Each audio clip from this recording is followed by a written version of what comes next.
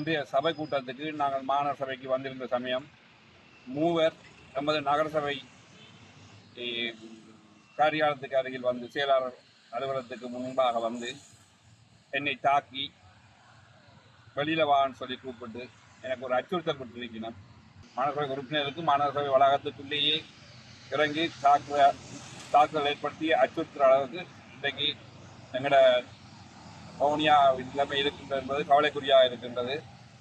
இதற்கு போலீசாரும் நமது மாநகர சபையும் அதற்குரிய அதிகாரிகளும் இருந்து நடவடிக்கை எடுக்க வேண்டும் என்று கேட்டு. எந்த கட்சியாக இருக்குமென்னு நீங்க சந்தேகிக்கிறீங்க? கட்சியின் ஒரு அவப்பெயரை ஏற்படுத்தி ஒரு கட்சியில் இருக்கிறார்கள் எல்லாரையும் ஒரு சிலர் செய்கிற விடத்துக்காக ஒரு கட்சியை நான் பெயர் கூட விரும்பவில்லை. இந்த கட்சியில் இருக்கின்ற ஒரு சிலர் இப்போது மாநகர சபை ஆட்சியில் இருக்கின்ற ஒரு கட்சி. வணக்கம். வவுனியா மாநகர சபை உறுப்பினர் ஒருவர் மீது மாநகர சபை வளாகத்துக்குள் வந்து தாக்குதல் மேற்கொள்ளப்பட்டதுடன் சம்பவம் தொடர்பில் மேஜர் தலைமையில வவுனியா காவல்துறையில முறைப்பாடு ஒன்று பதிவு செய்யப்பட்டிருக்கிறது. இன்று இந்த சம்பவம் இடம்பெற்றிருப்பதாக சொல்லப்படுகிறது. வவுனியா மாநகர சபை அமர்வு நடைபெற இருந்த நிலையில தான் மாநகர சபை மேஜர் மற்றும் உறுப்பினர்கள் மாநகர சபையில பிரசன்னமாக இருந்தார்கள். இதன் போது மாநகர சபையால் புதிதாக வழங்கப்பட்ட இடத்துல வியாபார நிலையம் ஒன்றை நடத்தும் நபர் அங்கு வருகை வந்து மாநகர சபை உறுப்பினர்கள் சிலரோடு தன்னுடைய வியாபார நிலையம் தொடர்பில் பேசியிருந்தார்கள்.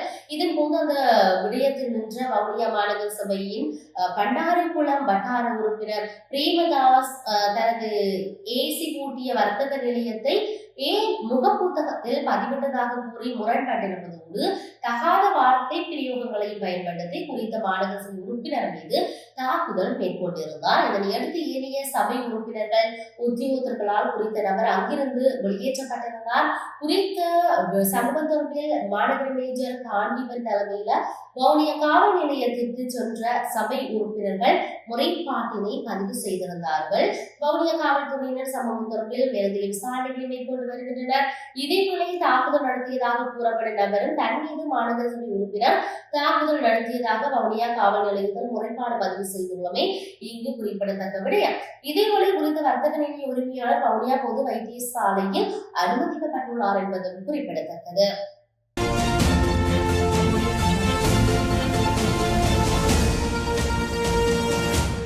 நகரசபை என்ற சட்டத்துக்கு முரணாக அங்காடி வியாபாரம் அமைக்கப்பட்டதுன்னு சொல்லி என்னுடைய முகநூலில் போடப்பட்டது என்று சொல்லி எமது இன்றைய சபை கூட்டத்துக்கு நாங்கள் மாநகர சபைக்கு வந்திருந்த சமயம் மூவர் எமது நகரசபை காரியாலயத்துக்கு அருகில் வந்து செயலாளர் அலுவலகத்துக்கு முன்பாக வந்து என்னை தாக்கி வெளியில வான்னு சொல்லி கூப்பிட்டு எனக்கு ஒரு அச்சுறுத்தல் கொடுத்திருக்கிறேன். அதுக்கு எதிராக நான் வவுனியா போலீசாரிடம் முறைப்பாடு கொடுத்திருக்கின்றேன். போலீசார் அதுக்கு நடவடிக்கை எடுக்க சொல்லியிருக்கிறார். அதனால் எங்களோட சபையும் முன்னே ஒத்திவைக்கப்பட்டிருக்கிறது. ஒத்திவைக்கப்பட்டு எதிர்கிழமைகள் தள்ளி போய் இருக்கின்றது. நகரசபை உறுப்பினர்களுக்கு மாநகரசபை உறுப்பினருக்கு மாநகரசபை வளாகத்துக்குள்ளேயே இறங்கி தாக்குதல் ஏற்படுத்தி அச்சுறுத்துற அளவுக்கு இன்றைக்கு எங்களோட வவுனியா நிலைமை இருக்கின்றது என்பது கவலைக்குறியாக இருக்கின்றது.